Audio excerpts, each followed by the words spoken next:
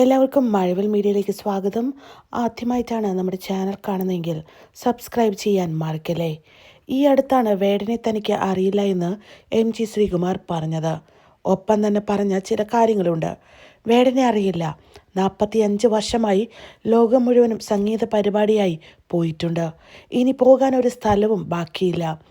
എൻ്റെ ലഹരി ജനങ്ങളുടെ കയ്യടിയാണ്. സംഗീതമല്ലാതെ വേറൊരു ലഹരി എനിക്കറിയില്ല.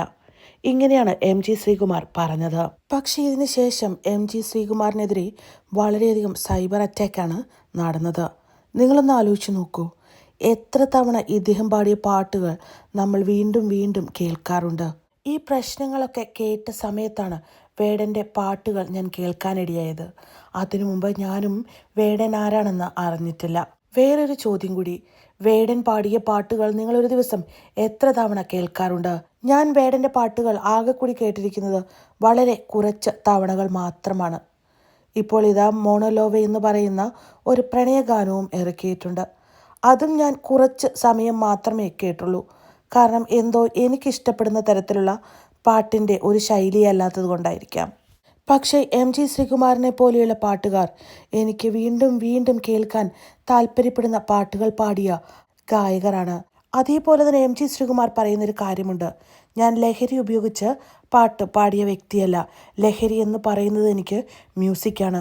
തീർച്ചയായിട്ടും ഞാൻ റെസ്പെക്റ്റ് ചെയ്യുന്നത് ഈ ലഹരിക്ക് അടിമപ്പെട്ട് പാട്ട് പാടുന്നവരെയല്ല.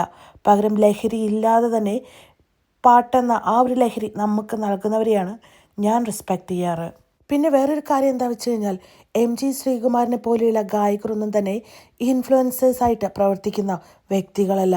പക്ഷേ വേടനെ പോലെയുള്ളവർ സാമൂഹ്യ പരിഷ്കർത്താക്കളാണെന്നുള്ള രീതിയിലാണ് പല കാര്യങ്ങളും ചെയ്യുന്നത്.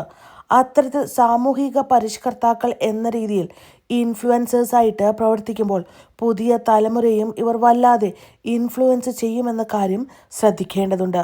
അതുകൊണ്ട് തന്നെയാണ് ഇവരെ പോലെയുള്ളവർ മയക്കുമരുന്നിനും അതുപോലെയുള്ള കാര്യങ്ങൾക്കും അടിമപ്പെട്ട് ഗാനങ്ങളും മറ്റും എഴുതി അത് കുഞ്ഞുങ്ങളുടെയും യൂത്തിൻ്റെയും മുമ്പിൽ പ്രസൻറ്റ് ചെയ്യപ്പെടുമ്പോൾ അത് തീർച്ചയായിട്ടും അവരുടെ പാട്ടിനേക്കാൾ ഉപരി ഇവർ ചെയ്യുന്ന തെറ്റായ പ്രവൃത്തികളെ പിന്തുടരുന്ന വ്യക്തികളായിട്ട് നമ്മുടെ തലമുറ മാറാനുള്ള സാധ്യത കൂടുതലാണെന്ന് പറയുന്നത്. അതുകൊണ്ടാണ് വേടൻ പാട്ടുപാടാൻ കഴിവില്ലാത്തവനാണെന്നോ റാപ്പർ അല്ല എന്നോ ഒന്നും നമ്മൾ പറയുന്നില്ല. എല്ലാവിധ കഴിവുകളും വേടനുണ്ട്. വേടൻ അത് കൃത്യമായിട്ട് ഉപയോഗിക്കുന്നുണ്ട്. കേരളത്തിലെ ജനങ്ങൾ ജാതി മതഭേദമന്യേ എല്ലാവരും വേടനെ സ്നേഹിക്കുന്നുണ്ട്. അതുകൊണ്ട് തന്നെ ഇത്തരത്തിലുള്ള പഴയകാല ജാതീയമായിട്ടുള്ള പ്രശ്നങ്ങളെ വീണ്ടും വീണ്ടും സമൂഹത്തിൽ